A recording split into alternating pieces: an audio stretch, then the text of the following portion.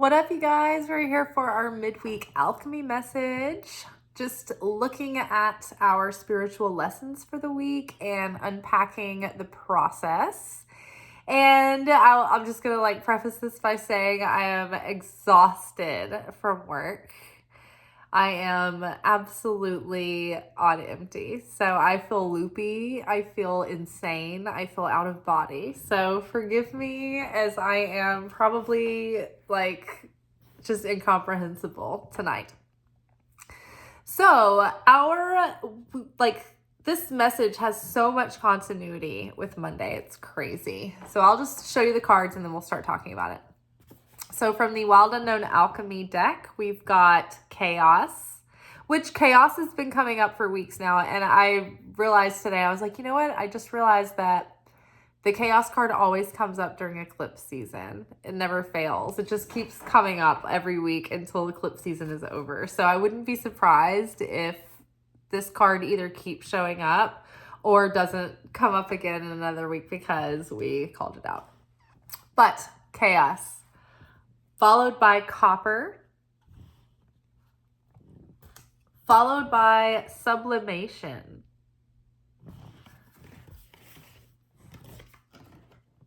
underneath Chaos, we've got the World,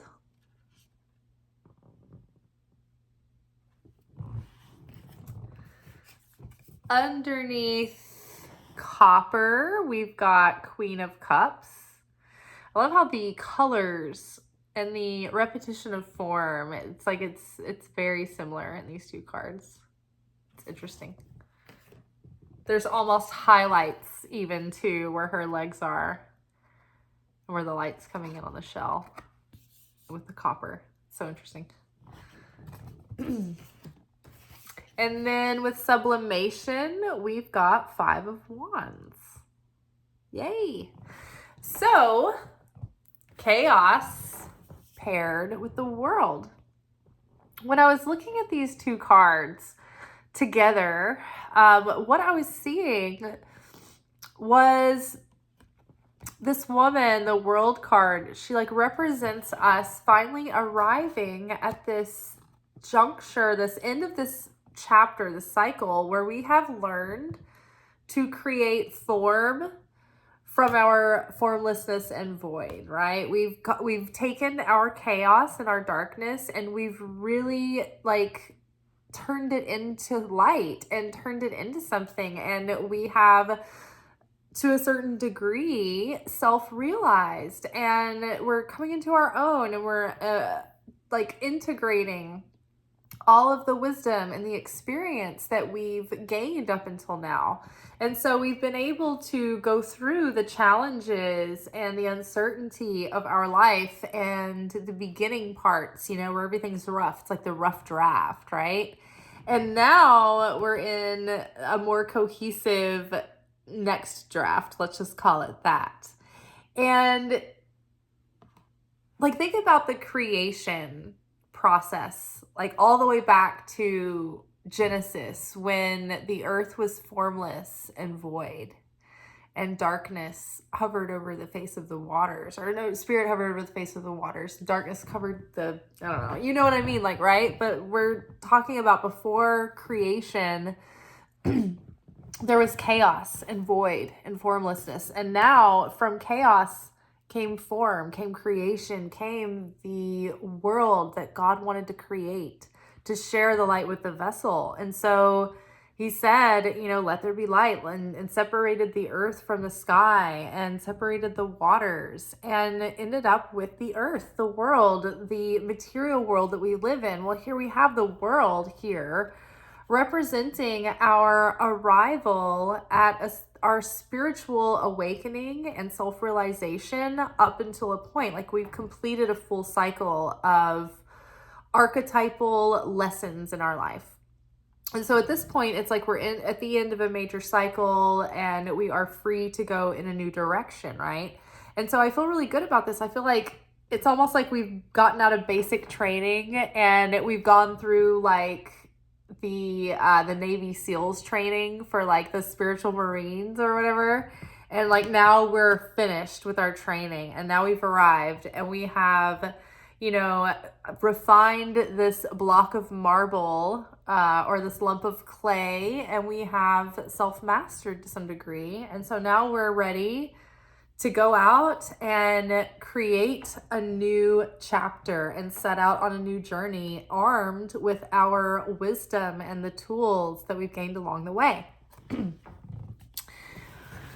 So we're headed definitely into a time that is going to be a lot more, it's going to be a lot lighter and more emotionally fulfilling than the last 15 years that we've been through.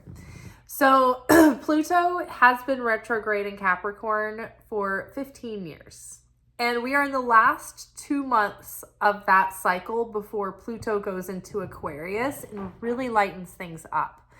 But for the last 15 years, if you think about your life, you probably feel like you've been through some really stern lessons, and numerous ones at that. Like maybe you just haven't been even able to catch a break for the last 15 years, and you're like, whoa, has it been 15 years? I've just been in the middle of the action sequence, just ongoing for 15 years. Barely able to catch a breath, right? So as we're kind of like winding that cycle out, now we're finally getting past the worst of it. And things are starting to settle a little bit. And we have more time now to reflect on all that we've been through and how far we've come and where we've arrived at the end of this 15 years. And so we're honing in on that while this energy is still here through, I think, like maybe the 3rd week of November. And after that, new cycles really are starting. Even astrologically speaking, all of our major planets are changing signs coming up in 2025. And not only that, the moon is shifting nodes. The north node is shifting into Pisces, and the south node is shifting into Virgo. And so for the last year and a half or so, we've been in, and that happens like at the end of January. But before, like for the last year, a little bit less than a year and a half now, we've been, the nodes of the moon have been in Aries and Libra, north node in Aries, south node in Libra. So the planets are changing into a new sign. The moon is shifting, the nodes of the moon. So everything in the cosmic gears and buttons and levers are changing into a new cycle. So it's super exciting. And over and over and over again, I just keep getting these messages from all these different sources and ways that the energy is going to get a lot sweeter. There's going to be a lot more peace and happiness and fulfillment and healing. And we're going to be living more from a fulfilled place because we're not going to be tormented so much by that lower self, by that ego anymore that keeps us focused on the wrong things or gives us the wrong impression about life or the wrong perception, or the ego that makes us reactive and then we have to pay for the consequences of our actions. Like we've become more wise, and we've been able to discern and integrate the wisdom that we've gained over time.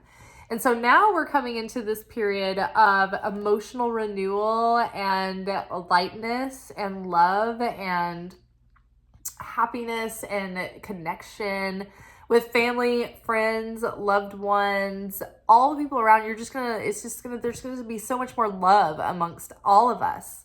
But romantically speaking too, I mean, things are just going to deepen. Like souls are going to be so much lighter that it's almost like, you know, the baby boomers come from when World War II was over and everybody came back from war and everybody was like, banging after war, having babies making babies. Sly in the Family Stone. So yeah, babies making babies. So I think we're getting into that kind of era again where the energy's lightening up and people are just like feeling frisky. Love is in the air. Like everybody's like, man, let's have some good fun for a minute. Let's have a good time. Let's just have a good time together. So lots of love coming in. The Copper card is associated with Venus, right? And we've had Venus influences on us heavily lately. There was so many Venus aspects a few weeks ago that we're doing wonders to enhance our love, beauty, security, like the things that enrich our lives in sensual ways. Venus is the ruler of Libra and Taurus. So both of the Libra and Taurus signs are all about security and relationship and beautifying things and art and sensual pleasures. They love taste, they love smells, they love good fabrics and being comfortable and things being beautiful and stylish. And they're good at creating things and doing things. Like Taurus is good at making things. They're good, especially if they're in the arts or like designers. Like Taurans are very good at figuring out like what is going to hit the zeitgeist and how to like productively like make a good living at it, be profitable at doing that or productive at it. So like Taurans are very good at that kind of thing because they're earth signs. So they're good at taking action.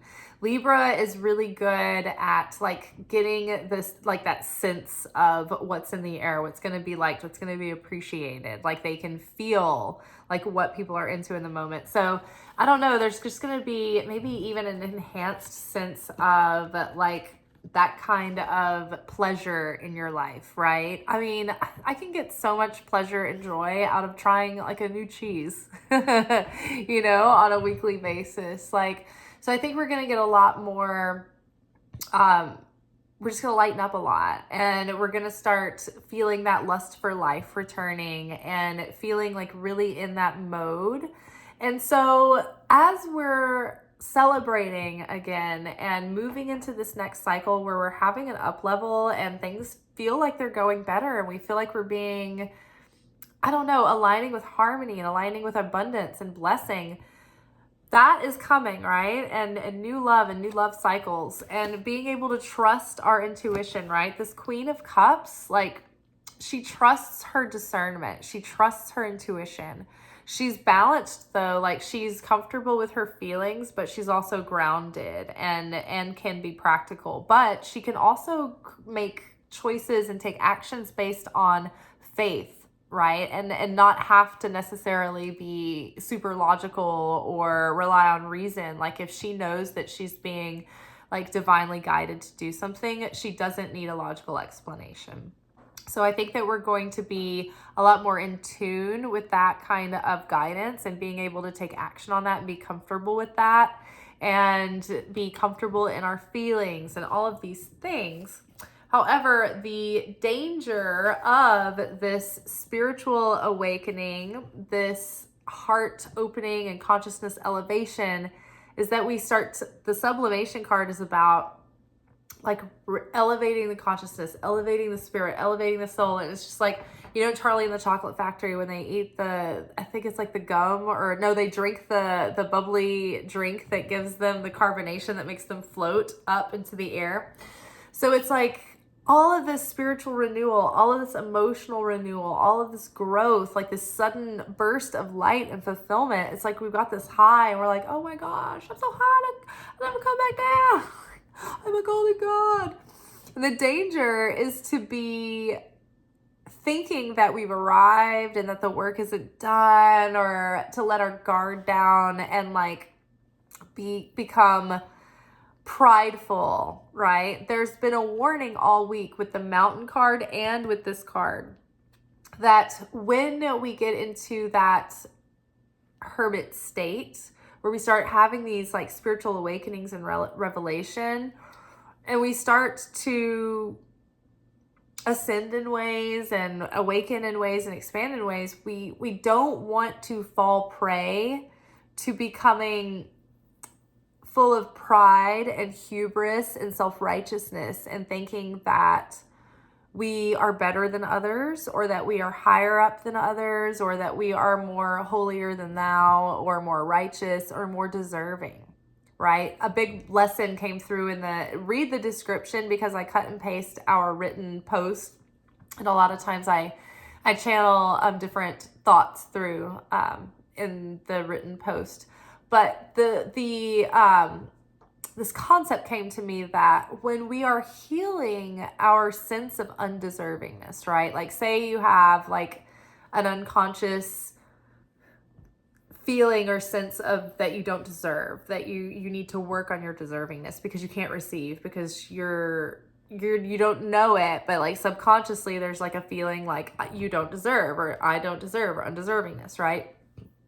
So as we begin to heal the wounds that created that feeling of undeservingness, and then we start to change our perception about feeling deserving, as we start to learn how to feel more deserving, what we also have to do is navigate that with grace and not fall prey to the temptation of feeling like entitled, or that we deserve more than the others who aren't doing this lofty work, right? Like, oh, why aren't we on easy street? You know, why are the people who aren't awakened like having it easier? And the people, honestly, like if you're the spiritual person in your group, then you're probably going to have it harder than the people who are just going through life and like just not into spirituality, not trying to grow, right? They don't need that pressure to grow. They're not under the direct supervision of the creator. They're like not awakened yet, so they're not in the simulation. So in a way, the creator's like, they don't matter as much, so they're just doing their thing, whatever. But we can really push the cosmic edge forward with you. You're paying attention, you're doing the work, you're doing the alchemy, so we can tip the scales here. Let's give these people some pressure. Like, no, this is what you signed up for. You wanted to do it. So as we grow and in this wisdom, as we awaken and as we change and we elevate in our consciousness, we have to become even more, it's like as we go up in consciousness, in the heart, we have to become almost lower, like have humility, be humble, feel humble, because if we feel puffed up and self-righteous, that becomes negative. Right? But if our consciousness is high as a kite, but we keep our humility about us, and we stay humble, and we stay feet on the ground, and we keep our grace, and we keep our compassion, man, you know, that's dangerous. But we have to really practice at that, because the moment, oh my gosh, think about this. The moment that we, you know, have an awakening and we put some effort into our purpose and serving others, we're like, oh my gosh, oh, I'm exhausted. I deserve some blessings now. I helped others for a minute. I showed up for the purpose that I was born for. Like, I deserve an award. We do. But like we have to balance that feeling of deservingness of, yes, I deserve because I'm loved. I'm here. I'm part of this humanity, and we deserve inherently, but not more than each other, right? Not more than the other. Everyone's at a different point in their tikkun process, their tikkun correction. And that's the Hebrew idea around karma, the soul correction that you do over lifetimes. And so we can't judge each other, because maybe the person that you feel has easy street maybe had it really rough in other lifetimes, and maybe the healing that they need in this lifetime starts with them in this easy life, right? And maybe that is the thing, their Achilles heel, that triggers a late life crisis. Glad I got all my crisis over with, like the first half, like I'm just saying, right? So be careful not to fall prey into hubris, but remain humble with humility. Happy to take feedback and delve in, and knowing that we're not above anyone else. No one deserves more than anyone else. We're all flawed, you know, we're all shitty. It's in our own way. We're great sometimes, we're shitty other times. Like, no one's better, no one's worse than, you know, anyone else, to a degree. or no one's more deserving than anyone else, because we all have our parts to play and our path to see play out. So we can't judge because we don't know. Now, also within that hubris and self-righteous pompy feeling might create a temptation to fall into competitiveness. So we have 5 of Wands here. 5 of Wands is like very strategic. It's maneuvering. It's competitive. It's like when people have like conflicting goals, right? And so it's like everybody wants to get to that same prize kind of thing. So it's like you've got competition and you're trying to maneuver around the competition. Well, when we get to this place where we're like looking like we're like, okay, I deserve, but then we need to steer clear of getting into that point where we start looking around at others and comparing and judging and measuring and criticizing, right?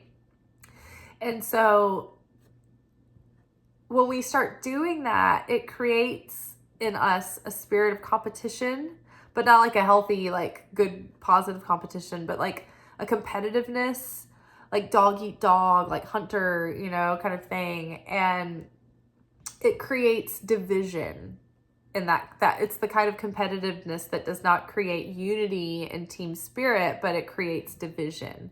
And so we really want to avoid falling into that spirit of competitiveness, of measuring, of judging, of criticizing, of comparing, because it's that division. And when we create that division and we foster that division, we cut ourselves off from our blessings. And all these blessings are ready to come through. Keep focusing on the sweetness of this Copper card with the Queen of Cups. That beauty of Venus coming in with love and security and money and blessings, right? Love and money are connected under Venus. So if we're getting those blessings and being expanded and all of this is ready to come in, love, money, like good stuff, like abundance, like just ease, flow, beauty in your life, like delicious food, whatever it is, the opponent is certainly like, oh my God, it's totally time to foil them from getting their due. Like, I want to like sabotage this as quickly as possible. So the opponent is then teasing us and taunting us and tempting us into becoming divisive and sowing seeds of negativity and doubt and judgment and competitiveness and evil eye and evil tongue. And no matter how obvious it is that you're falling into this trap, and even though you know that it's going to work against you, it's so hard not to do it. You try to not cast evil eye and speak evil tongue on something that is just getting under your skin, when you know, like when the universe is like testing you and they're like, wait till she's really, really irritated, and then send that person over to have like something like amazing happen, like, that's like the thing that she wants. She's not gonna get it. Let's test her, right? So we have to transcend that feeling of evil eye when we cast jealousy or envy on somebody, or judgment that like we deserve more than them. None of us can escape the guilt of this. Like, we are all guilty of it. Me too.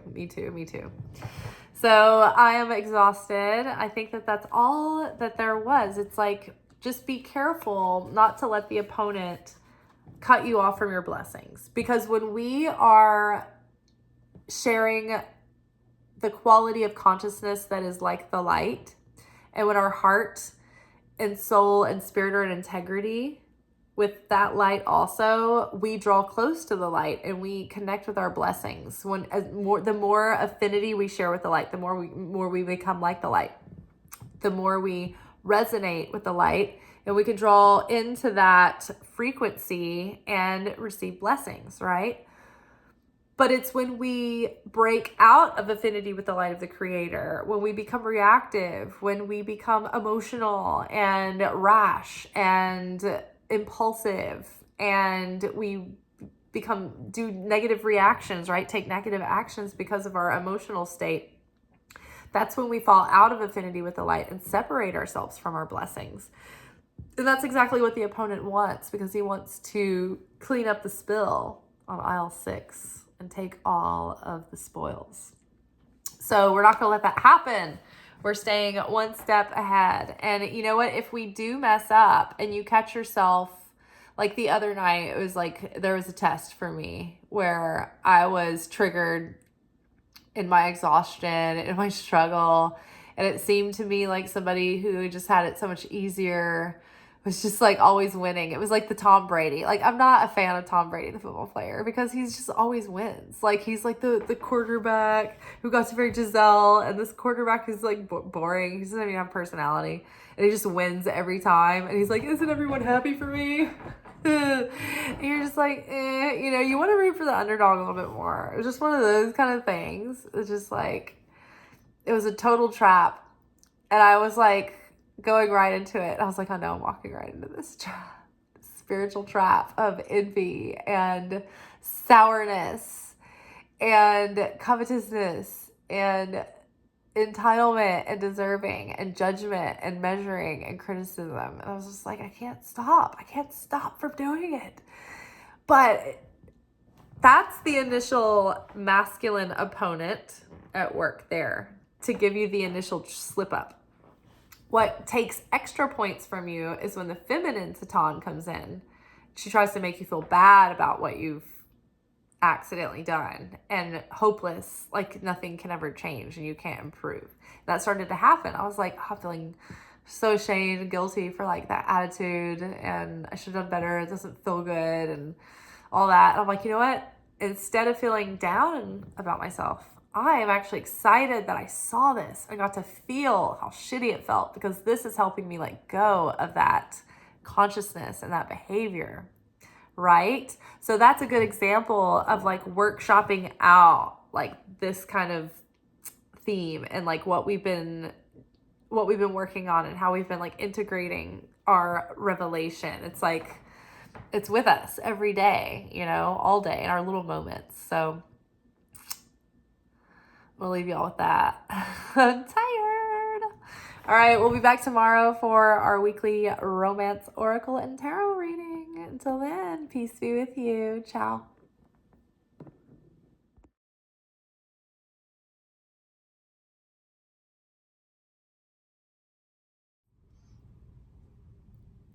Thank you for watching. If you enjoyed this video and you got something out of it, then please give it a like. Subscribe to the channel. Turn on notifications to be notified of when I drop content. Like the videos, comment, share them. Anything that you do helps these messages get out to other people who need them. So you watching a video and taking an action on it actually makes a positive difference in someone else's life.